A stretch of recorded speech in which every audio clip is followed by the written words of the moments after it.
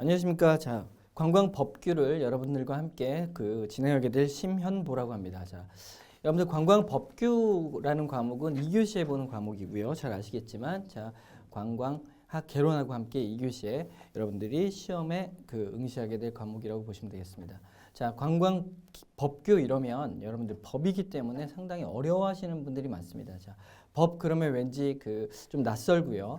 용어 자체가 어려운 용어로 많이 쓰여 있기 때문에 여러분들이 접근하기 조금 수월치 않다라는 걸 알고 있는데요. 자, 법이라는 거는 기본적으로 법이라는 건 사회생활을 하는 데 있어서 하나의 필요한 약속 중에 하나라고 보시면 되겠습니다. 여러 가지가 있죠. 사회생활을 하는 데 필요한 것들은 뭐 관습도 있을 것이고 그 다음에 뭐 법규도 있을 것이고 뭐 여러 가지가 있는데 그 중에 어떤 꼭 지켜야 될 그 다음에 우리가 해야 할 우리가 부담해야 할 그리고 우리가 얻어야 할 내용들에 대해서 법으로 정해놓은 그러니까 문서로 정해놓은 걸 법규라고 보시면 되겠습니다. 그리고 여러분들이 배우시게 될 내용은 자 여러분들이 앞으로 관광 사업에 이렇게 하나 종사하게 됨으로써 필요한 것들을 배우는 데 있어서 가장 기본적인 내용을 배우시는 거라고 보시면 됩니다. 자, 법이라는 게 방금 말씀드린 것처럼 좀 어렵고 낯설기는 하지만 여러 번 이렇게 반복해서 듣다 보면 상당히 일반적인 내용을 약간 어렵게 써놓은 정도에 불과하다라고 보시면 돼요. 그렇기 때문에 몇 번 듣고 숙지하시다 보면 어렵진 않습니다. 자, 그러면 이제 구체적으로 들어와서 우리가 법규에서 자, 법규라는 과목은 어떻게 공부를 해야 하고 그 다음에 어떻게 해야만 좋은 점수를 맞을 수 있는지 간단하게 말씀해 드리도록 하겠습니다.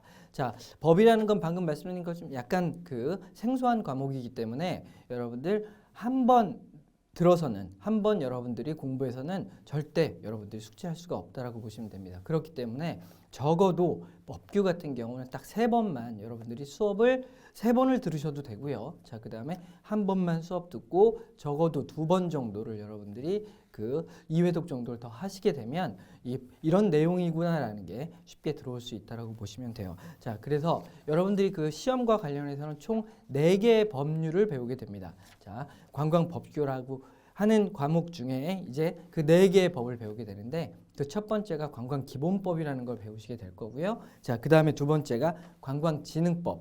이 관광진흥법이라는 게 우리가 배우게 되는 관광법규에서 가장 양도 많고 그러니까 70% 정도의 양을 차지하고요. 내용도 약간 복잡합니다. 자, 그건 제가 수업 시간에 좀 쉽게 풀어드리면서 여러분들한테 설명을 해드릴 거고 자, 그 다음에 관광진흥개발기금법 그 다음에 4번째로 국제회의산업 육성에 관한 법률 그래서 총 4개의 법률을 배우시게 됩니다. 자, 절대 어렵지 않고요. 여러분들 수업만 정확하게 따라오시고 그 다음에 여러분들이 적어도 수업을 3번 듣거나 여러분들이 뭐 2번 듣고 1번 여러분들이 공부를 하신다거나 그 다음에 여러분들이 1번 수업을 듣고 2번 따로 공부를 하신다거나 해서 3회독 정도만 하면 내용들이 쉽게 와닿고 오히려 나중에 이제 법규라는 과목은 나중에 가면 결국에는 가장 고득점을 맞을 수 있는 과목이다라고 제가 자신할 수 있다라고 보시면 됩니다. 그 이유 중에 하나는 법이라는 건 약속이고 체계고 틀이기 때문에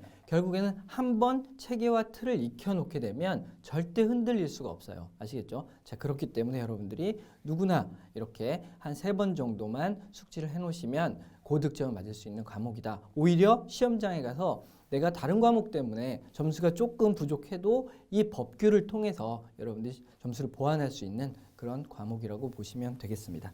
자, 그러면 아까 말씀드린 것처럼 4개의 법률을 배우게 되는데 자, 첫 번째 기본법에서는 자, 기본법이라는 거는 관광기본법이라는 건 결국에 관광 관련 법 4개 중에 가장 기본이 되는 법이라고 보시면 돼요. 자, 그래서 거기서 뭘 배우게 될 거냐면 여러분들이 가장 관광에 관한 내용은 어떻게 구성되어 있고 그 다음에 관광사업이라든지 그 다음에 관광진흥개발기금이라든지 그 다음에 국제회의 같은 걸 하기 위해서는 어떠한 내용들이 필요하다라는 걸 추상적이고 포괄적인 내용을 여러분들에게 알려주는 파트라고 보시면 되겠습니다. 그래서 내용도 상당히 적고요. 불과 16개의 조항으로 이루어져 있기 때문에 이거는 누구나 쉽게 이렇게 알 수 있는 과목이 되겠습니다. 알 수 있는 파트라고 보시면 되겠습니다. 그 다음에 두 번째 관광진흥법 파트 앞서 말씀드린 것처럼 상당히 양이 많지만 그 내용도 들여다보면 그렇게 어려운 내용들은 아닙니다. 관광을 함에 있어서 관광 사업은 어떤 것인지, 그 다음에 관광 종사자는 어떤 역할을 해야 하는지, 관광 종사자가 지켜야 될 거, 그 다음에 하면 안 될 거, 뭐 이런 것들이 해야 할 것, 이런 것들이 나와 있는 그 파트가 관광진흥법 파트고 약 70% 그러니까 17문제에서 19문제가 출제되는 분야이기 때문에 그 파트를 여러분들이 중점적으로 공부하시면 되겠습니다. 그 다음에 나아가서 관광 그 진흥개발기금, 관광 사업을 하기 위해 필요한 돈은 어떻게 모으게 되는지, 자 국가가 모으는지 국민이 내는지, 그 다음에 아니면 뭐 여행객이 내는지 이러한 내용들을 배우게 될 거고요. 그 다음에 국제회의 산업, 육성에 관한 법률은 우리나라에서 관광에 있어서 또 상당히 중요한 역할을 하는 것 중에 하나가 그 국제회의 산업이거든요. 자, 그 국제회의 산업은 어떻게 발전시키고 또 국제회의 산업이라는 건 어떤 것이 있는지에 관한 내용을 배우게 되는 곳이라고 보시면 되겠습니다. 자, 관광법규 앞서 말씀드린 것처럼 법이라 그래서 절대 겁먹지 마시고요. 자, 수업만 잘 따라오시면 아 이렇게 쉬운 과목이었구나. 그 다음에 이 과목이 오히려 고득점을 할 수 있는 과목이겠구나라고 여러분들이 느끼실 수 있을 거라고 생각을 합니다.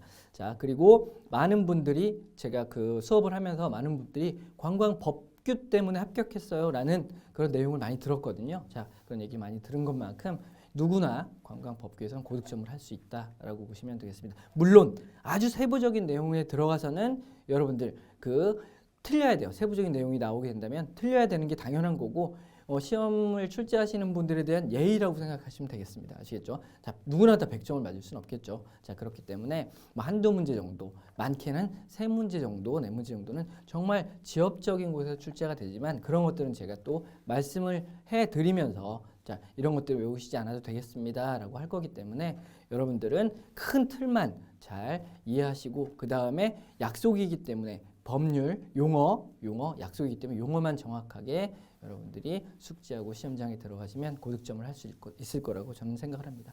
자, 여러분들 앞으로 저와 함께 이제 그 관광법규를 수업을 진행할 텐데요. 반드시 한 번, 적어도 한 번. 그러니까 그 한 번 수업을 꼭 들으시고 그 다음에 많게는 3번까지 수업을 들으신 다음에 시험 문제를 이렇게 풀어보시고 시험장에 가시게 되면 고득점을 할 수 있을 거라고 생각을 합니다.